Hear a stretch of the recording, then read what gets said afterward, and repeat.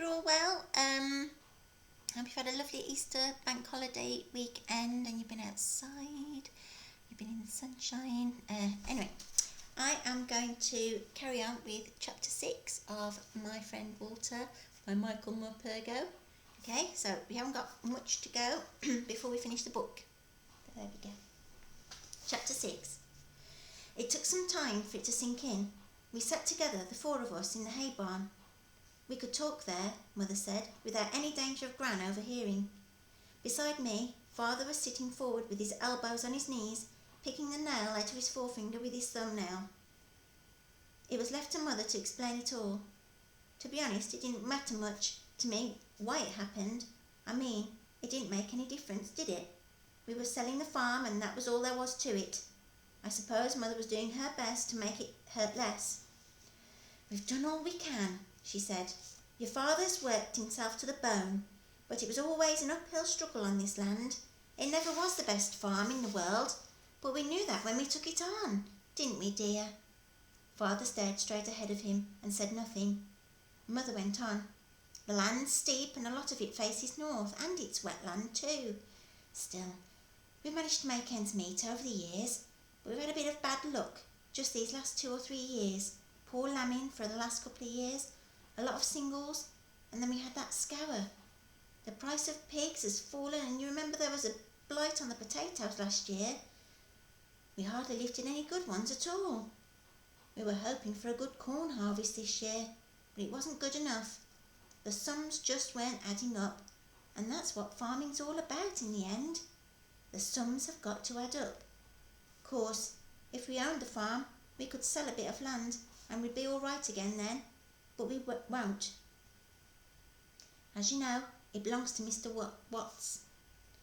I don't like Mr. Watts, said Will. Like him or not, he's the landlord, said Mother, and we've got to pay him his rent.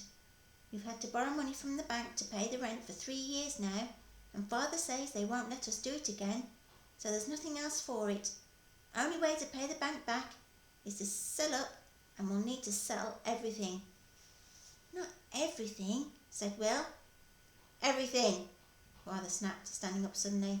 Cows, sheep, bullocks, machinery, and Sally. She'll have to go too. But how are we going to farm without any animals, without any tractors? I asked.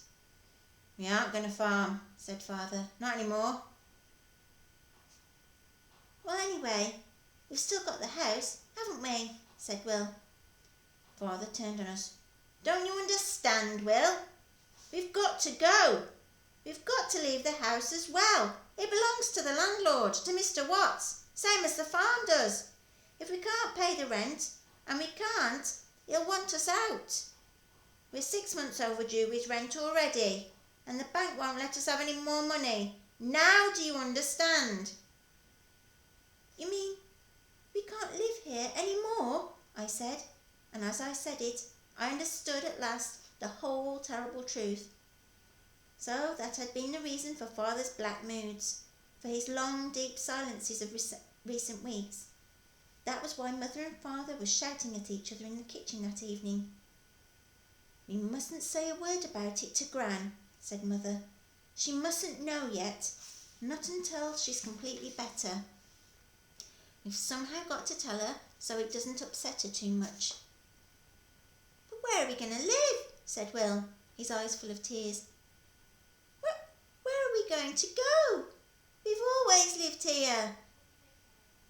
Over 20 years I've farmed this land, Will, said Father. We'll just have to find somewhere else, that's all. Another farm? Said Will, brightening a bit.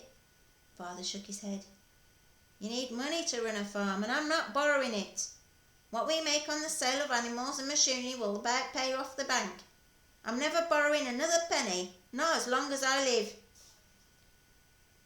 I told Auntie Ellie this might happen, said Mother, and she said right away we could go and live with her, just till we've sorted things out a bit. She's got plenty of room. Perhaps it'll be a blessing after all. You can never tell. As Gran says, every cloud has a silver lining. I know, said Will, who was beginning to cry openly now. And there's a light at every end of the tunnel. And he rushed out of the hay barn. Father went after him. "I think your father's more upset for Will than he is for himself," said Mother, standing up and brushing off the hair off her skirt. "How long before we've got to go?" I asked. "Well, the solicitor says we've got to be out by Michaelmas, and that's less than 2 months away. There'll be a lot to do, Bessie dear, and perhaps that's just as well. Come on, young lady." And she took my hand and we went outside into the sunlight. "What will Father do?" I asked. "Oh, he'll find a job somewhere, I suppose," said Mother. "What happens if he can't?" "Then I'll find a job," said Mother. "But what happens if you can't find a job?" What if, Mother said. "We'll manage, you'll see. We always have, haven't we? Let's just ride out this storm, Bess, before we face the next one." Hadn't someone else talked to me of storms ahead? Is this what Walter had meant? Is this what he was warning me about? But how could he possibly have known what was going to happen? Why did he have to talk in riddles? "Not a word to Gran now, remember," was the last thing Mother said to me before we went back into the house. Within a day or two, Gran was sent off to stay with Auntie Ellie. It would be better that way and safer, Mother said. Auntie Ellie would tell her gently when she felt the time was right. At school, it soon got around that the Throckmortons were being put off the farm, and everyone wanted to know where we were going and why. In the playground after lunch one day, Will had a fight with Simon Battle. It would be him. He picked fights with everyone. Simon Battle told Will that he heard Father had been drinking too much in the evenings at the Mucky Duck. It was really the Black Swan, but everyone called it the Mucky Duck. When he should have been out farming, and that's why we were having to leave the farm. Will didn't care too much for that, and said so with his fists, leaving Simon Battle a bit bruised and battered. I was proud of my brother that day. Don't get me wrong, I don't like fighting, normally. But in some ways, life changed for the better. Strange as they may seem, everyone except Simon Battle and 1 or 2 others felt sorry for us. The teachers were all as sweet as pie, so that Will got away with blue murder, and my pictures and poems were always put on the wall in the classroom. I even had one in the front hall. They were all good, of course, but not that good. But this was small enough compensation for the misery facing us every afternoon when we got home from school. You couldn't call it home, not anymore. The farm was full of strange people wandering around, scrutinising the cows and looking into the sheep's mouths. They inspected the machinery and clambered all over the barn. They peered down the drains and wells and sniffed at the hay. And they weren't only out on the farm, they were in the house as well. I came back from school one day and found a man in a Sherlock Holmes hat up in my bedroom, pushing his penknife into the windowsill. Just testing for dry rot, he said. Lots of it about in this house. No central heating, I see. Nothing much to be done in this place for a few years, by the look of it. I felt like knocking his silly hat off. I never discovered who he was. I never knew any of them who they were, except Mr. Watts. I recognised Mr. Watts, the landlord. You could hardly miss him. He had a face so purple and puffed up that I thought he might blow up one day and fly away, snorting like a balloon. Of course, I'd seen him out on the farm with Father from time to time. He used to come around a couple of times a year to inspect the farm gates and the ditches and the hedges.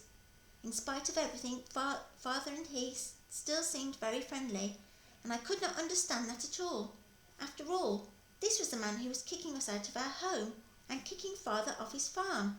Well, I wasn't going to smile at him, nor have him give me one of his horrible humbugs he was always offering me. Will disliked him just as much, but the trouble was he loved humbugs, so he took all the humbugs he was offered, but at least he never smiled at Mr. Watts, and he never said thank you.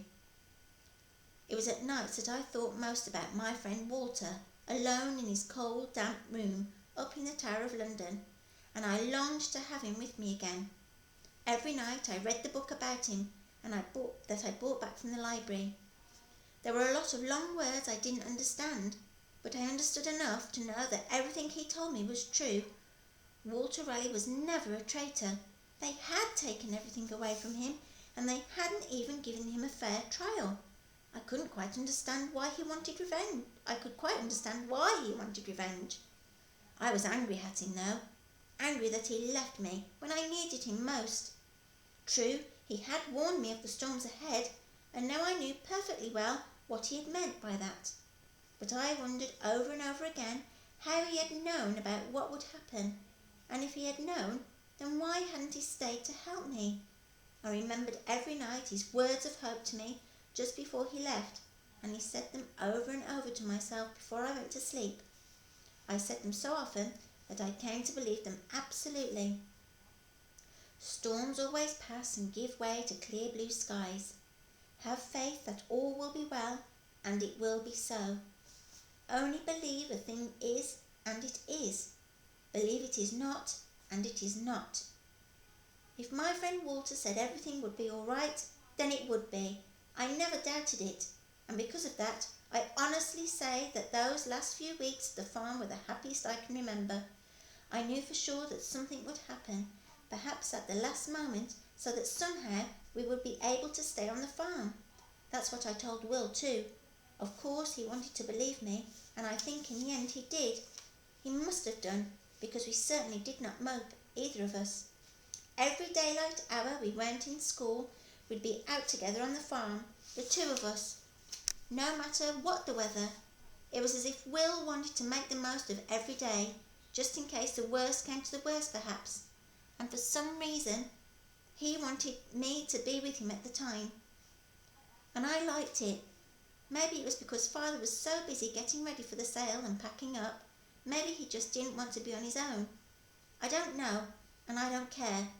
Whatever the reason, Will turned into a proper brother during those weeks, or did I turn into a proper sister? Either way, we scarcely ever quarrelled, though he did ask me time and again about the letter and the bottle he found in my bedroom, each time probing deeper and deeper. I just told him it was a secret, and I couldn't tell him, not yet, but that one day soon I would tell him everything. Each day he wondered if that day had come, and I had to put it off. We became such good friends that I was often tempted to tell him all about my friend Walter, but I didn't like breaking promises, and I still wasn't sure whether Will would believe me. We went fishing together almost every day, if the river wasn't too high, and he'd let me use his rod whenever I wanted.